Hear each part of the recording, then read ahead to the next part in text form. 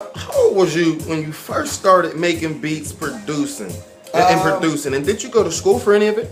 I did not go to school for learning how to produce, learning how to engineer. I went to the school of hard knocks. I kind of like taught myself. Street shit. Exactly. Lerk TV. I might not be in the streets, but I've always been around them. Man. Exactly. I know them like the back of my hand. Trust and believe.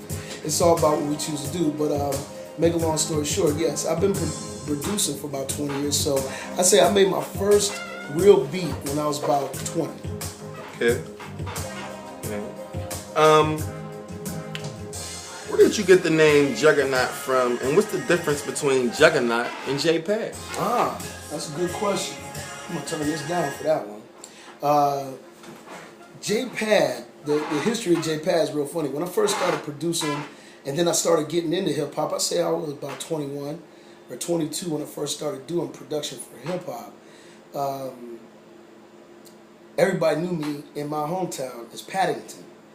Paddington, if y'all don't know who Paddington is, it's this little ass bear that got the rain hat, the raincoat, the rain shoes. He talked like he from England and shit like that. You know what I'm saying? If you was ever watching HBO when you was a kid, you know what I'm saying? Paddington Bear used to come on. And so back in the day, like in the 80s, in the late 80s, one of my heaviest hip hop influences was EPMD. You know what I'm saying? While everybody else was fucking with LL and Kool Moe D and all them other cats, EPMD was them fresh new niggas on the scene. So me and my boy, we gravitated to their sound. You know, it was hardcore. It was hardcore hip hop. One of the earliest joints. You know what I'm saying? I'm a big EPMD head, and for us paying homage while everybody else is wearing the terry cloth Kangos and all that other shit, me and my homie, who is my acting manager, LB, big ups to LB. You know what I'm saying? Back up in Erie. You know what I'm saying? We used to wear fisherman hats, and the fisherman hat was my son. As you can see, I still keep the buckets around. You know what I'm saying? That's where the Paddington came from. Because I used to wear that hat, and see what I used to do instead of it just being a regular hat that laid down, I used to flip it up in the front, so I looked just like this fucking bear. So everybody used to be like, "You're Paddington, Paddington Bear." And you gotta remember, I've never been a small dude. You know what I'm saying? This is probably the smallest I've ever been in life. To be honest with you, I used to be chunky. So Paddington is where the first thing came from. And so when I started producing, everybody was calling me Paddington. Well, some of the other cats from the hood started coming down, and they was like, nah, that's whack. You know what I'm saying? We're going to start calling you J-Pad. So instead of calling me Paddington, they cut the Paddington off and just called me J-Pad for short. So that's how J-Pad came about. Okay. And then it was J-Pad the Bear. You know what I'm saying? Because it's still Paddington Bear, but they just shortened it down. So it was J-Pad the Bear, and I rocked out with that till about maybe, I started making beats in 92, 91, whenever that was. J-Pad the Bear was all the way up to like maybe the mid-2000s. And then Juggernaut came into play because the dictionary meaning of Juggernaut, which it's in the dictionary, people don't know that. They think I'm calling myself the Juggernaut because of the Marvel Comics character. It runs through all the walls. They don't even know. Punched Wonder Woman through 5 universes and all the other crazy shit. You know what I'm saying? Now, don't get me wrong, Juggernaut, his mentality is part of why I call myself Juggernaut, because a Juggernaut is anything that crushes and destroys anything in the pathway.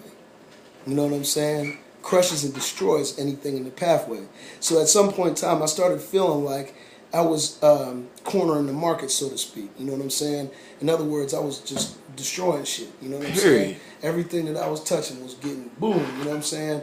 People just like, God damn, that beat was foul or whatever. You know what I'm saying? So I said, you know what? I'm graduating. And so I graduated to Juggernaut. And that's what it means. It means an unstoppable force. Anything that crushes and destroys anything in the pathway. So that's why I call myself the beat Juggernaut. You know what I'm saying? The hip hop Juggernaut. Because I feel like anything that I come across, I'm going to try to destroy. Period. Now the people know. Let me see. So how long have you owned North Coast Beats for? North Coast Beats got started when I moved back down here. I had a brief stay for a few years in Erie once I left television, which is people don't know, I used to work in television. I used to work at Channel 11 down here. I used to work at Channel 12 up in Erie. I have about 7 years of television experience. I left that alone, moved up to Erie. Now that didn't go too well, so I decided to come back down here. When I came back down here, I decided to start this company, and it's been open since 2007. So it's been open for about 6 years. Taxpayer.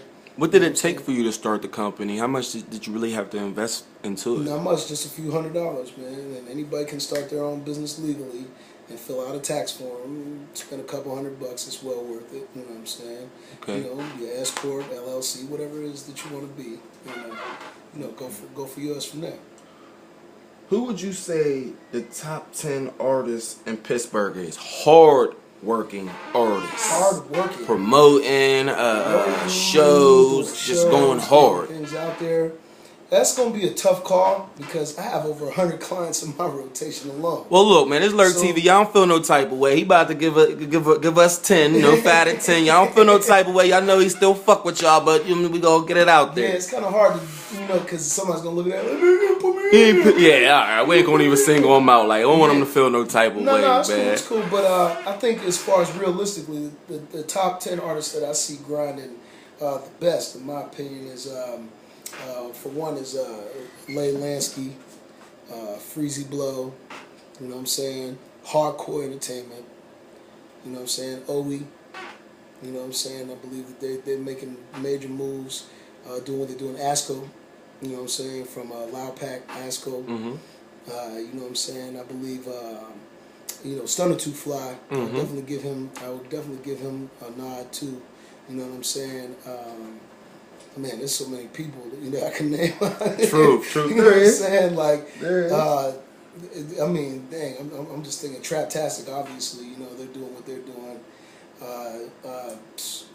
2Gs and Rover Light. You know what I'm saying? That would be probably number 7 or 8.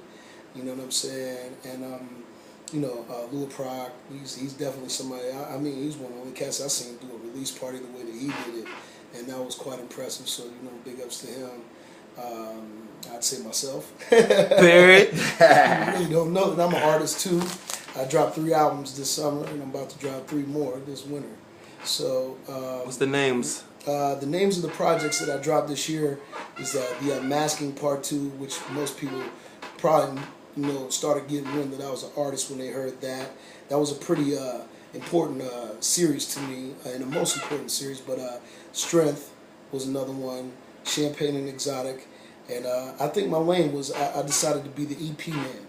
EP meaning that I do nothing but short albums. You know what I'm saying? And I think I'm trying to send a message to cats like they're putting out too much material and not really benefiting off of all the material that they're putting out. You put this project together, it's out there. You got 21 songs running. You're just wasting. You're just wasting material. And that's it. And I'd rather milk my catalog. Which I'm sitting on a lot of songs. I'm not going to brag or anything like that. I'm just sitting on a lot of songs. I filled up over 1 terabyte in less than a year. So go figure. How you feel about Wiz Khalifa, man? Wiz Khalifa. I really don't know Wiz. I know people that are connected to him, like Tali and a couple other people that are loosely connected to him. Chevy Woods. I used to produce things for him back in the day when he was Kev the Hustler. And this was quite some time ago, but I'd say 8-9 years ago is when I first met Kev. So but how do I feel about Wiz? I mean, like, I feel like he's doing exactly what he's supposed to be doing. You know what I'm saying? I mean, I don't really know too much about his history in Pittsburgh per se. I've heard stories from this camp, that camp. Everybody's got like a mixed reaction to Wiz Khalifa. Right. So, but I think that if obviously he's doing something right. Right. You know what I'm saying? He's making his waves. He's doing what he's doing. As far as his connection to Pittsburgh, I can't really see that. I think that he's more connected to California than he is to Pittsburgh. You know and a lot of people really like Wiz, you know what I'm saying? I mean, I like Wiz too myself, but a lot of people don't really like how he's not showing the Berg enough love. I know. You know what I'm saying? Like, he's not. You have to understand this too. That's not all Wiz's decision making. Wiz obviously has a team of people. Wiz obviously has, you know, managers, booking agents. He has the tangibles that a lot of us don't have.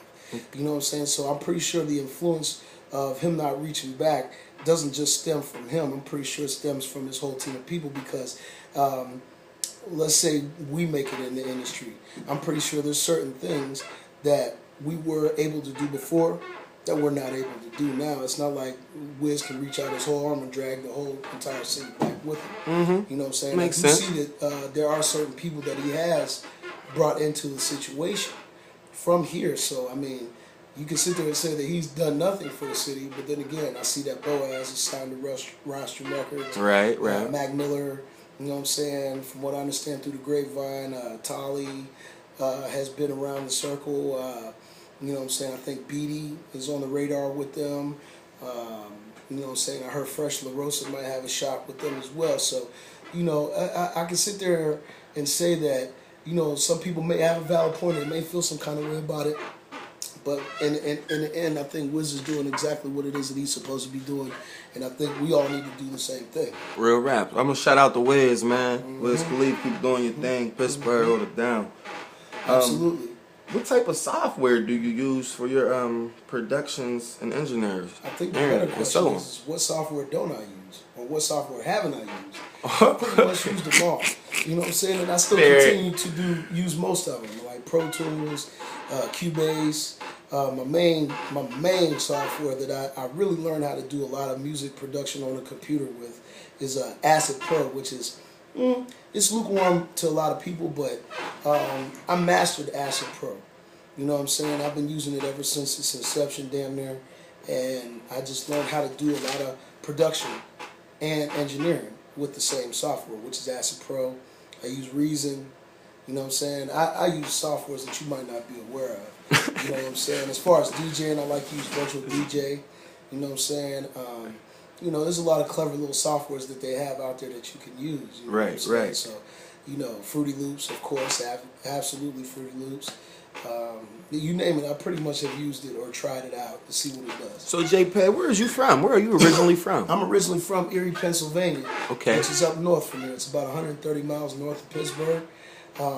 It is the last city that you can get to in Pennsylvania. If you look at the map, it's at the very left tip of the corners, northwestern Pennsylvania. You know what I'm saying? Right next to me is this huge body of water called Lake Erie. You know what I'm saying? Across the water is Canada. 15 minutes down the road to the east is western New York and Buffalo and things of that nature. So, you know what I'm saying? I'm like natively, like, technically from Pennsylvania, but we have more of a western New York kind of like vibe up there, I would have to say. You know what I'm saying? We have a heavy influence from NYC up there, you know what I'm saying? But that's where I'm from. I'm from Erie, PA, okay. Born and raised. You know what I'm saying? My mom is originally from down here. She's from Belle Suva originally. And my father was from Georgia. You know what I'm saying? Georgia and Florida is like where his people are from. So, you know, just an implant, man. Period. So what inspired you? Who or what inspired you to do what you're doing now? Oh, okay. I'd have to say, first and foremost, it was my parents that inspired me to do what I do because they had, I remember just being a little guy, you know what I'm saying? Probably couldn't have been, my memory started kicking in like around 4 or 5, you know what I'm saying? So I was a little guy, you know what I'm saying? 3, 4 years old, but I remember that they used to have this eclectic taste in music, you know what I'm saying? So I was very fortunate to come up in a household where both of my parents were avid music lovers. Exactly. You know, the record player was always playing. You know what I'm saying? Some of my heaviest influences from back then, Al Green, LTD, Barry White, Isaac Hayes, you know what I'm saying, Quincy Jones, which is probably my greatest influence. But I also was lucky enough, my mom had an eclectic taste in music too. She liked to listen to a lot of Cuban jazz and, you know, Afrobeat, things of that nature. I mean, I grew up listening to Jose Feliciano, you know, Mongo Santa Maria, even the Fabulous Dorseys, Miles Davis, John Coltrane. You know what I'm saying? I mean, you think about it. I mean, I had all these musical morsels, I guess you could say, hit me at one point in time. So that was my greatest influence. But I would have to say, out of all of the people that I used to gravitate towards, it would have to be James Brown and Quincy Jones. You know what I'm saying? And so, that